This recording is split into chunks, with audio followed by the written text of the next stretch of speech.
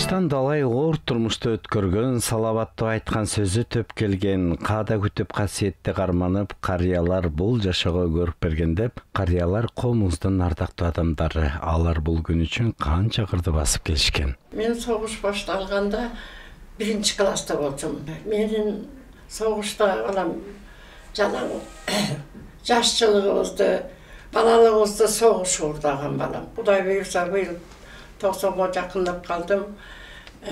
Быйыл жашым ошо келип калды, көзүм да көрбөй калды. Бир көргөн гордукту эч ким көрөсүн. Биз ошол убакта жаш болуп, мектепте окуп экен, балдардан улуусу элем. Балдары жашка, апам жаш төрөп балдардын эң улуусу мен болчумун. Эң улуу агайым урушта эле. Бирок ошол кайда айдаса жашылча айдады эле. Ошонун иштинде отосун отоп, жашым 14-кө чейин, 13-кө чейин машакта тердик. Үрөндү таза эле апама 50 килограмм арпа берип коёр эле, сулуусун тергиле деп. Ошо аялдар менен ошондо кызык экенмин.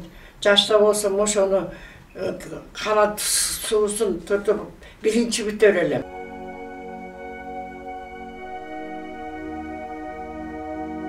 Карачаш Төлөгөнова эмгектин ардагери, Скөл облусунун Барскон айылында жарык дүйнөгө келген. Согуш башталарда мектепке барам деген кыял ишке ашпай калат. Катал турмушту кечирип, апасына жардам берип, чөп оруп, машак терип, апийим таласында иштеген. Согуштагы жоокерлер үчүн түймө түйүп аскерге жиберип турган. Жанакы тооктун эмесинен уручка кылып алып, кара карагат деген бар. Ошо бөрү баратын уручка кылып алып, мындай малып алып, ошону менен жаза турганга китеп жок. Китепке жазчубуз. Ал убакта окуду эле, окуган кайда 3-класста посылка салгыла деп калды. Мелие түйгүлө, байпак түйгүлө деп жардам беребиз деп. Аны менин апам ошо өзбекче болгондон кийин печкабыз бар эле, орус печкабыз. Мелиеди ошондо түймө түйгөн 3-класста үйрөнгөн. 3-класста мелие түйүп, ана салып жибердик, кайсы постко иш кылып, кимге тийсе ошо тиет экен, аны салып жибердик. Анан меники оруска тийипти. Орусча жазып коюп. Сестрам, твои бабушка, менин немис татам, эгер жива здорова, приеду в Суккуль, гости приеду, тебе подарка принесу, жива буду, деп түрүү калсам деп.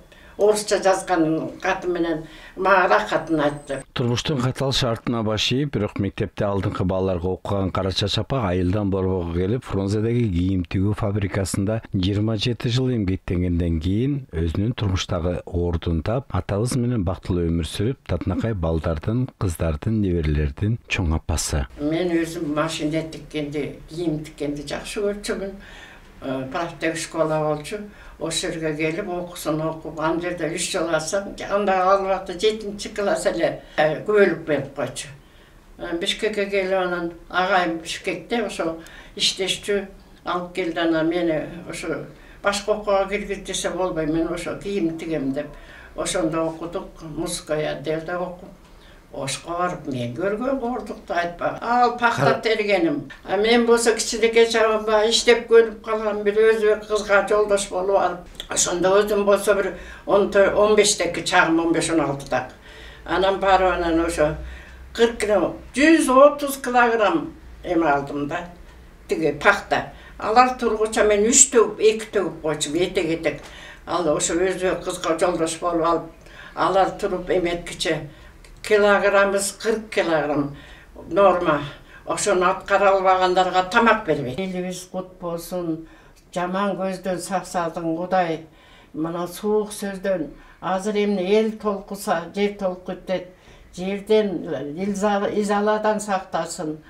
Тили жок жоодон сактасын Кудайым. Карысы бардын ырысы бар деп каарманыбыз Чоңташ айылынын ардактуу аксакалы быйыл 90 жашка чыгып олтурса дагы көзү курч айткан сөздү ордунда болуп, коомубуздагы иштерге активдүү катышып келет. Айрыкча кайрымдуулук иштерин жасап, колунда жокторго жардам берип, жаштарга ак батасын аябаган Карачаш апабызга узун өмүр, бекемден соолук каалайбыз.